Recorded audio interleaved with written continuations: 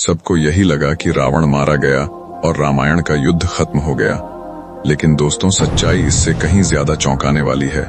बहुत कम लोग जानते हैं कि रावण का एक बड़ा भाई भी था, जो रावण से भी 1000 गुना ज्यादा शक्तिशाली था, और वह पृथ्वी पर नहीं बल्कि किसी दूसरे ग्रह पर रहता था। जब उसे पता चला कि उसके भाई रावण का भगवान श्री राम ने वध कर दिया है, तो उसने आसमान से बाणों की वर्षा कर दी और भगवान श्री राम, लक्ष्मण जी और वानर सेना के महान योद्धाओं तक को मूर्छित कर दिया था। आगे क्या हुआ, ये पूरी कहानी हम इस वीडियो में आगे जानेंगे। और सुनिए, कई प्राचीन कथाओं में यह भी कहा गया है कि माता सीता रावण की पुत्री थीं, इसीलिए रावण ने उन्हें कभी छुआ नहीं था। आप ये तो जानते ही होंगे कि माता सीता का जन्म राजा जनक को खेत में मिले मिट्टी के घड़े से हुआ था, लेकिन वो घड़ा जमीन में आया कैसे, इसकी पूरी कहानी जानकर आप अचंभित रह जाएंगे। और क्या आपको पता है कि माता कैकेयी ने भगवान राम के लिए सिर्फ 14 वर्ष का ही वनवास क्यों मांगा था? 14 से 1 वर्ष भी कम या ज्यादा क्यों नहीं? और राजा दशरथ जी को उनकी बात क्यों मानना पड़ा, मना क्यों नहीं किया? 14 साल के वनवास के पीछे एक गहरा और रहस्यमय कारण छुपा है, जो बहुत कम लोग जानते हैं, लेकिन आज आपको पूरी कहानी पता चल जाएगी। बहुत सारे लोग सोचते हैं कि हनुमान जी ने कभी विवाह नहीं किया था, लेकिन यह सच नहीं है। हनुमान जी का विवाह हुआ था और उनका एक पुत्र भी था, और अगर वे यह विवाह नहीं करते तो एक ऐसी गुप्त विद्या थी जिसे वे कभी नहीं सीख पाते। आप सबने लक्ष्मण रेखा का नाम तो सुना है, लेकिन वाल्मीकि रामायण में लक्ष्मण रेखा का कहीं भी उल्लेख नहीं मिलता। और क्या आप जानते हैं कि रावण ने भगवान शिव को प्रसन्न करने के लिए अपने शरीर की आंतें निकालकर उनसे वीणा बनाई थी और स्वयं बजाई थी। एक और चौंकाने वाली बात, काकभूषुंडी जी ने रामायण की पूरी कथा उसके घटित होने से पहले ही लिख दी थी। क्या काकभूषुंडी टाइम ट्रैवल जैसी किसी विद्या को जानते थे? दोस्तों, आज मैं आपको रामायण की ऐसी रहस्यमयी कहानियां सुनाऊंगा जो ना रामचरितमानस में लिखी हैं, ना वाल्मीकि रामायण में, ना आपने इन्हें किसी टीवी सीरियल या फिल्म में देखा होगा। भारत और दक्षिण पूर्व एशिया में 300 से भी अधिक प्रकार की रामायणें प्रचलित हैं, जैसे आनंद रामायण, अद्भुत रामायण, कंब रामायण। और इन्हीं दुर्लभ ग्रंथों में से हम ये अद्भुत कहानियां खोजकर आपके लिए लाए हैं।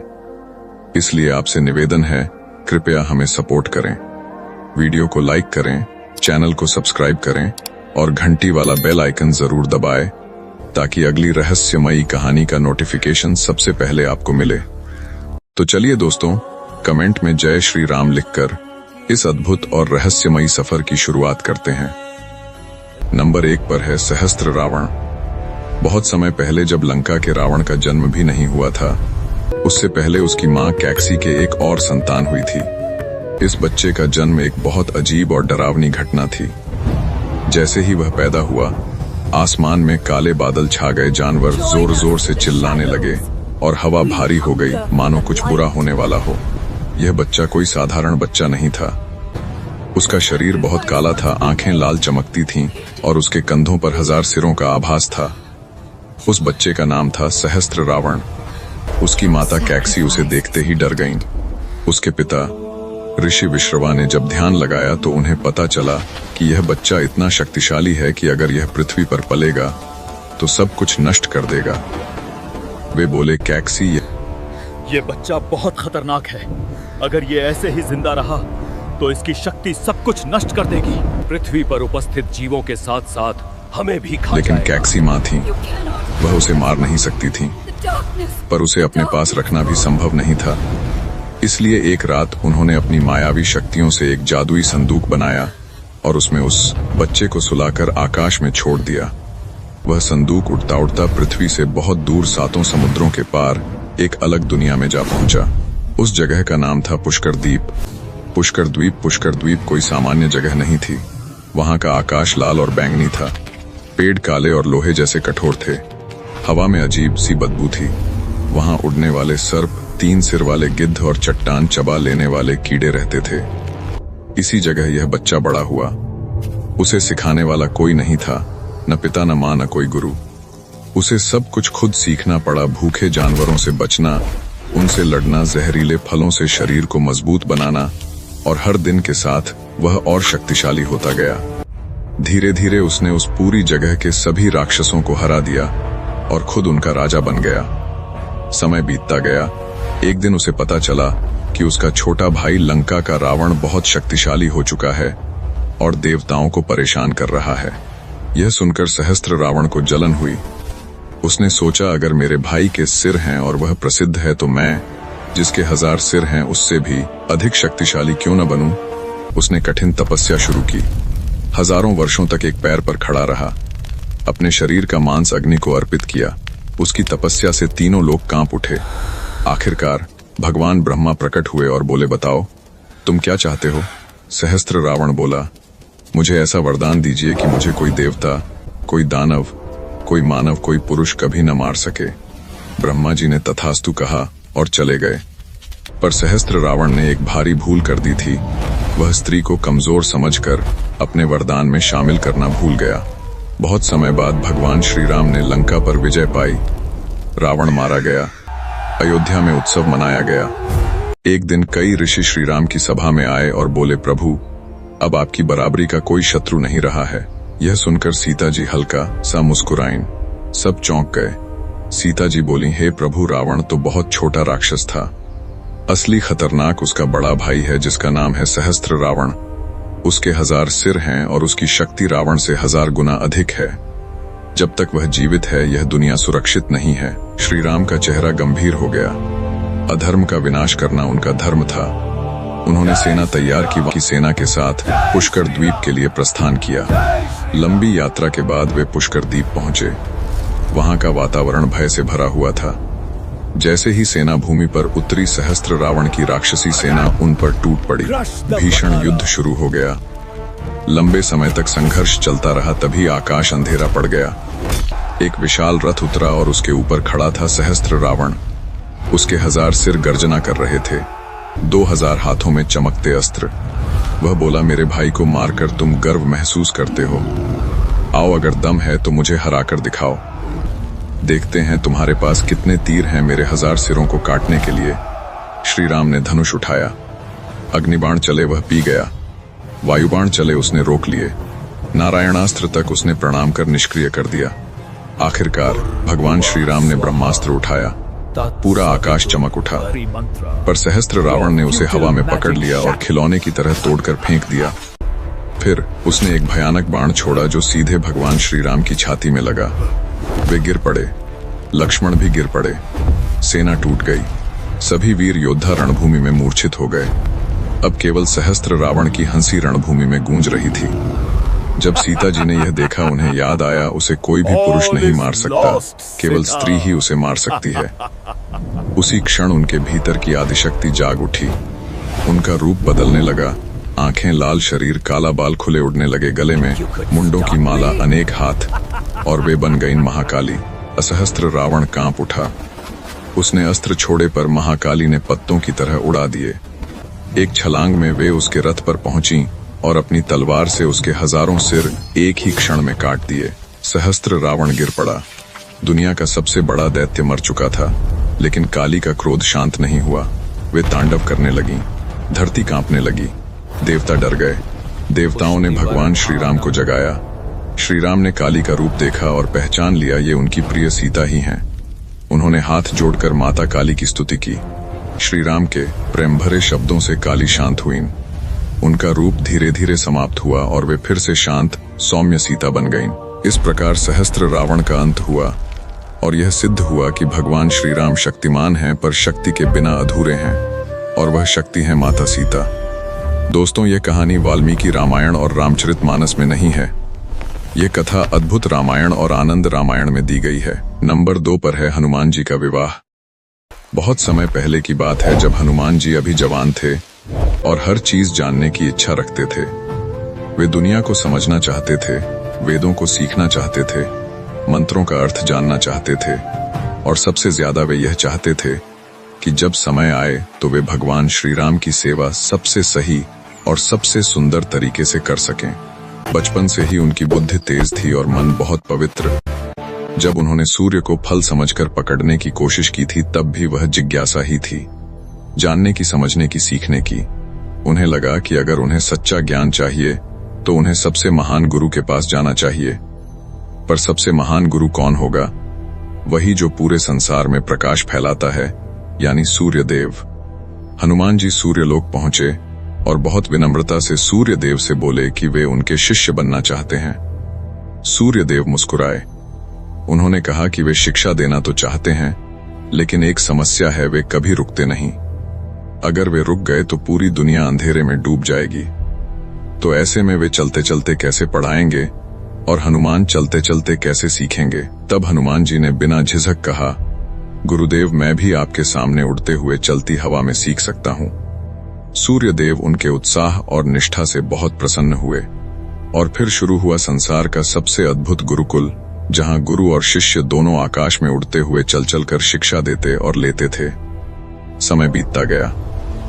हनुमान जी ने वेद, उपनिषद, मंत्र, दर्शन और 5 व्याकरण बहुत जल्द सीख लिए।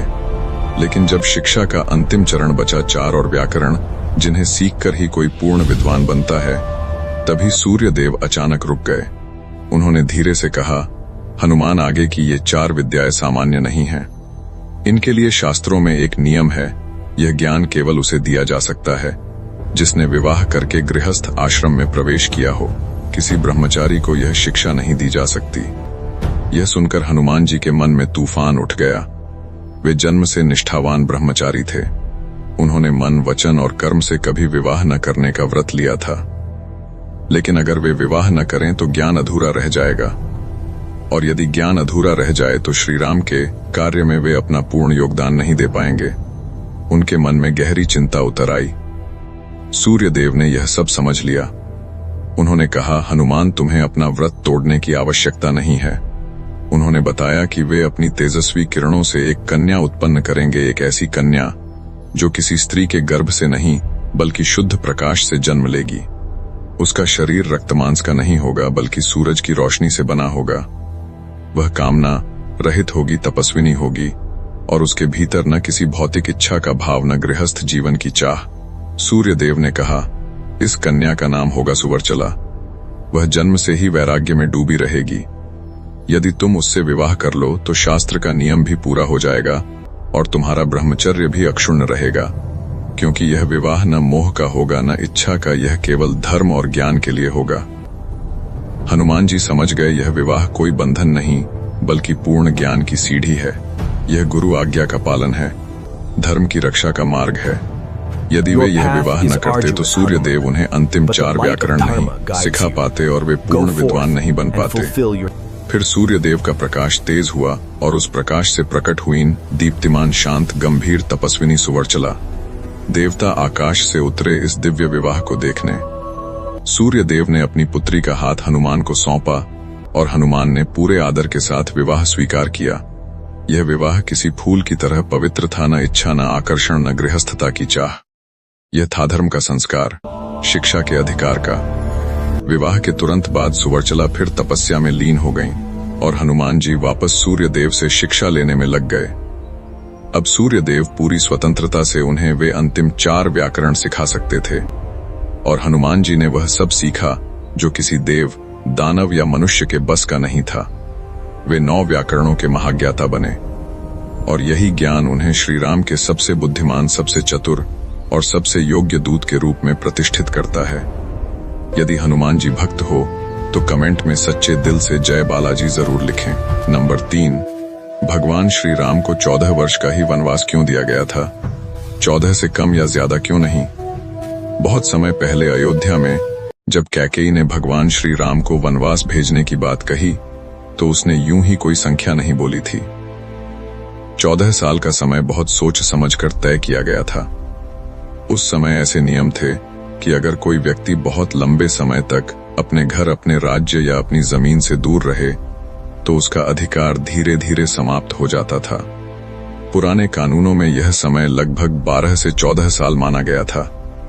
यानी अगर राजा 12-14 साल तक राज्य में न रहे तो नया राजा पूरी तरह असली राजा माना जाता था और पुराने राजा का अधिकार अपने आप मिट जाता था। मंथरा ने यही बात कैकेयी को समझाई। उसने कहा, अगर तुम राम को कुछ ही साल के लिए भेजोगी तो लोग उन्हें कभी नहीं भूलेंगे। वे लौट आए तो लोग फिर उन्हें ही राजा बनाएंगे। इसलिए उन्हें इतना लंबे समय के लिए भेजो कि लोग राम को भूल जाए और भरत की सरकार पूरी तरह जम जाए। अब सवाल आता है 14 ही क्यों, 13 क्यों नहीं, 15 क्यों नहीं?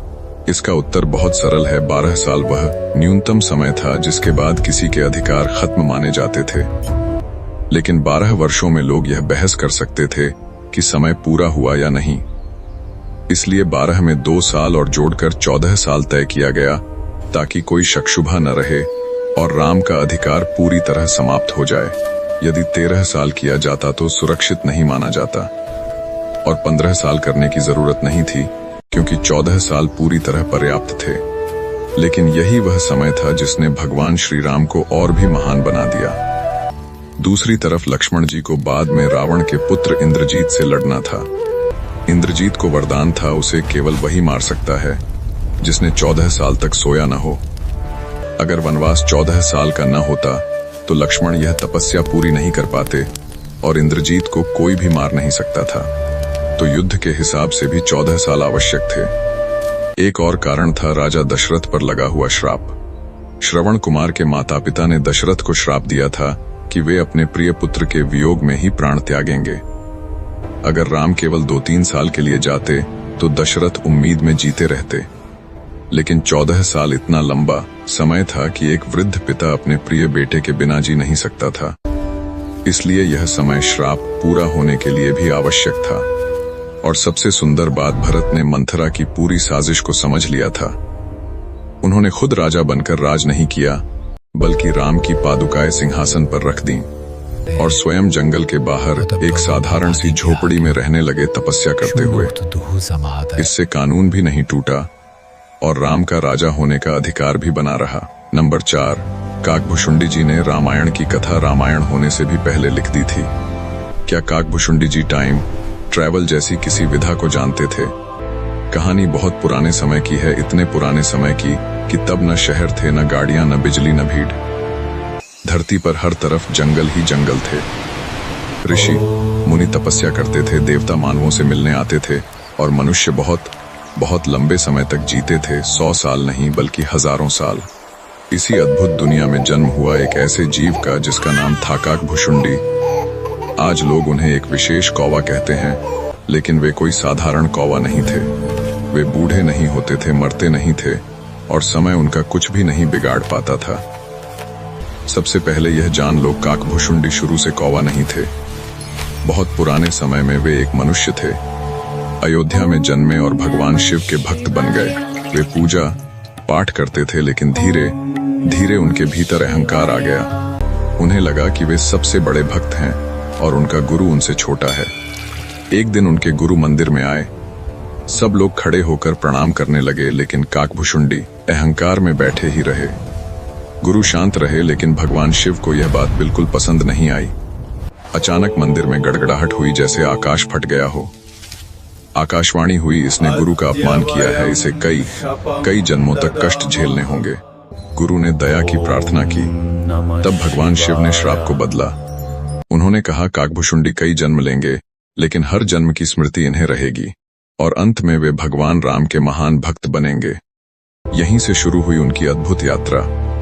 काकभुशुंडी कई जन्म लेते गए, कभी जानवर, कभी पक्षी, कभी अनेक रूप, और हर जन्म में उन्हें पिछला जन्म याद रहता था।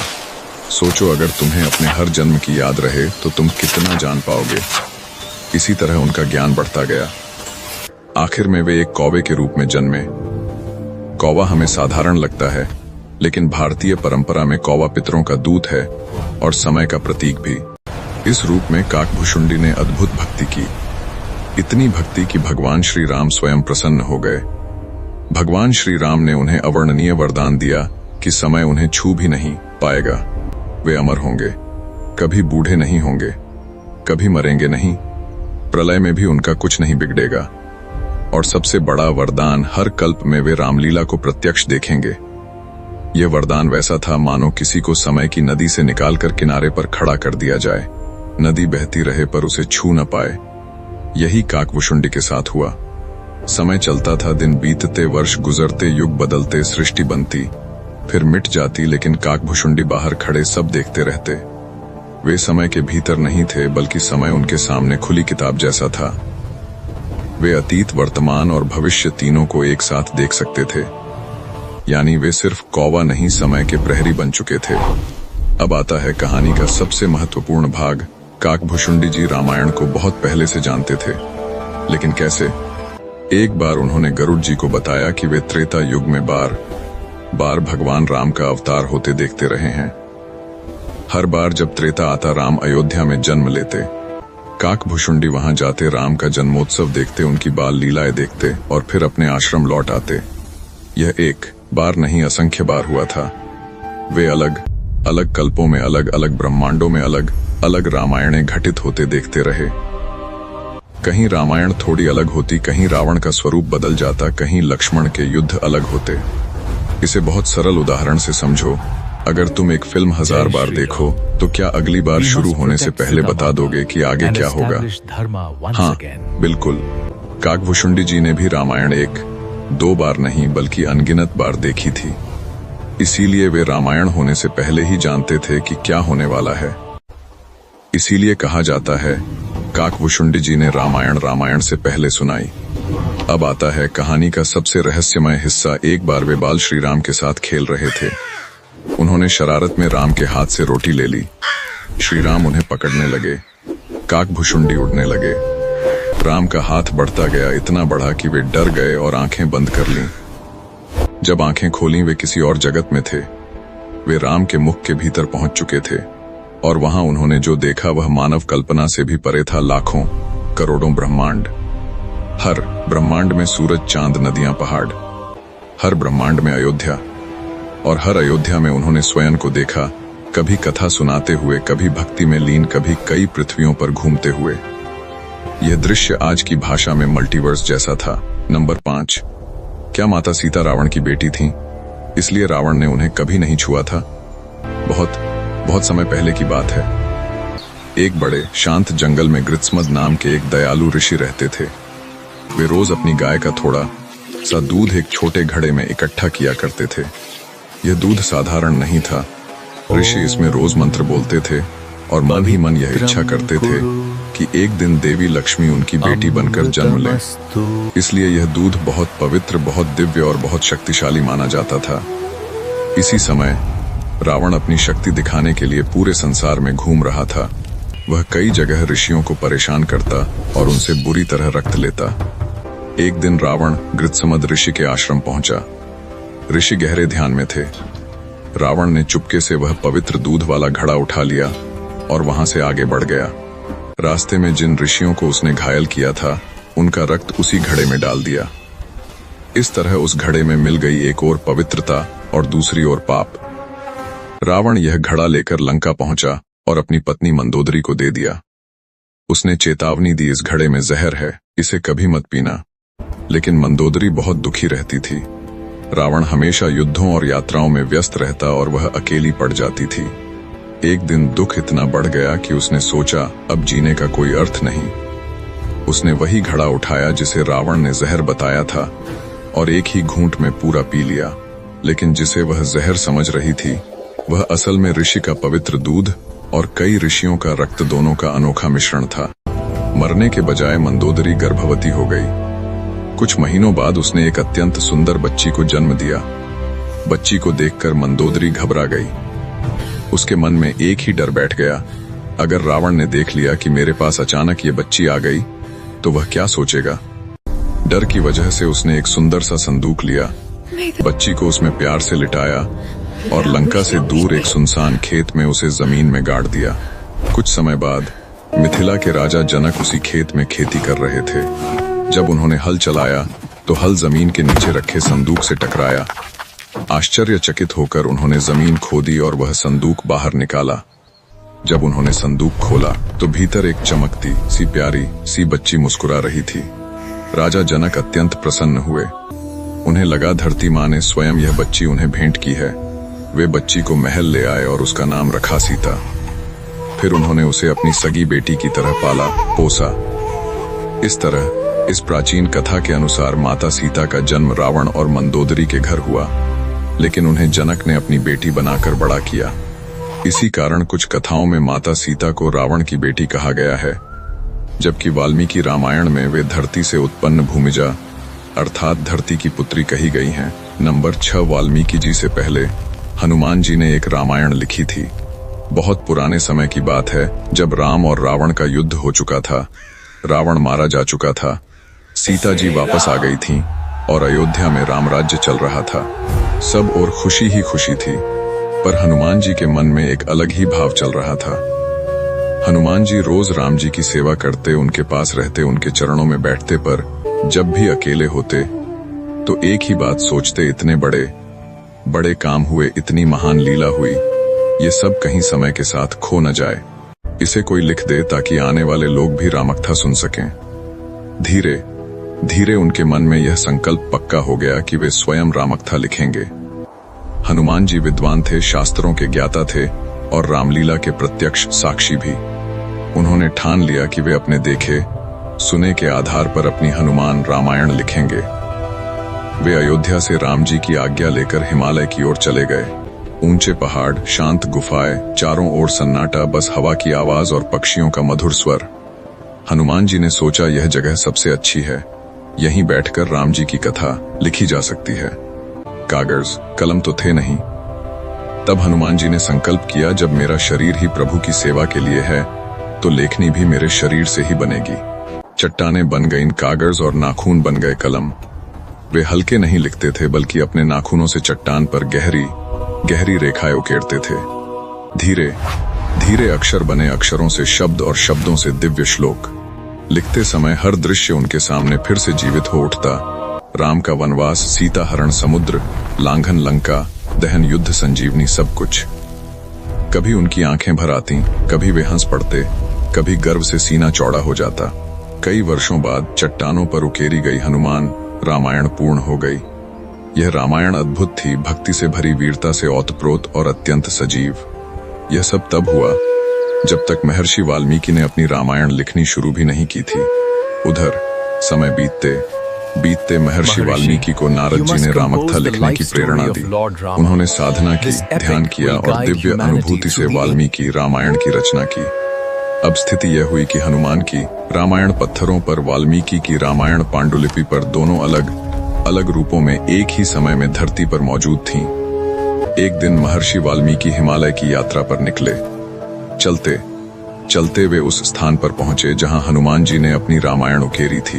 उन्होंने दूर से कुछ चट्टानें देखीं जिन पर अजूबे जैसे चिन्ह बने थे। पास जाकर देखा, वह चिन्ह नहीं, दिव्य अक्षर थे। उन्होंने पढ़ना शुरू किया और वे चौंक गए, अरे यह तो रामकथा है। और कैसी भाषा, कैसा भाव, कैसी अद्भुत गहराई। एक शिला से दूसरी शिला, फिर तीसरी वे पढ़ते गए। उनके हृदय में आश्चर्य बढ़ता गया। वे सोचने लगे, यह किसने लिखा होगा? यह साधारण कवि नहीं हो सकता। यह तो वही लिख सकता है जो स्वयं राम के साथ रहा हो। पर जैसे जैसे वे पढ़ते गए, उनके भीतर चिंता बढ़ती गई।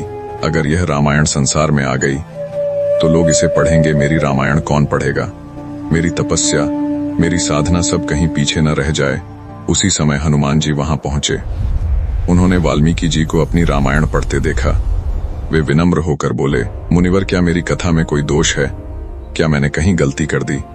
बताइए, मैं सुधार दूं। वाल्मीकि जी असहज हो गए। हनुमान जी की सरलता देखकर वे सीधा उत्तर नहीं दे पाए। लेकिन हनुमान जी ने आग्रह किया, आप सच सच कहिए मुनिवर, आपकी बात से ही मैं सीखूंगा। तब वाल्मीकि जी बोले, हनुमान, तुम्हारी रचना में एक भी दोष नहीं है।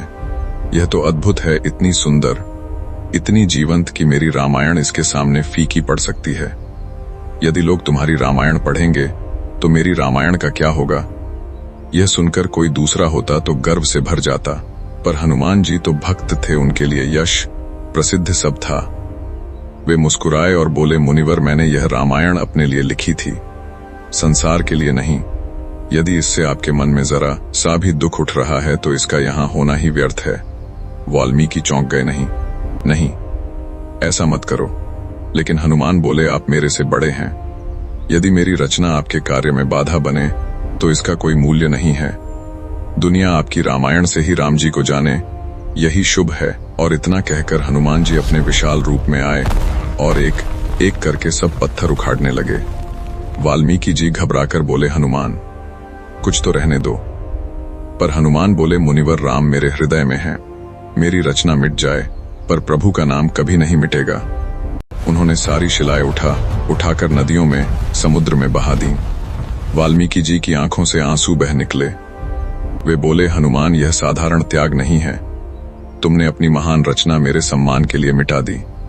मैं इसका ऋण कभी नहीं चुका सकूंगा। कहते हैं उसी क्षण वाल्मीकि जी ने मन में संकल्प लिया, आज हनुमान ने मेरे लिए अपनी रामायण मिटा दी है। एक दिन आएगा जब मैं उनके नाम को इतनी महिमा दूंगा कि प्रत्येक घर में राम के साथ हनुमान का नाम भी गूंजेगा।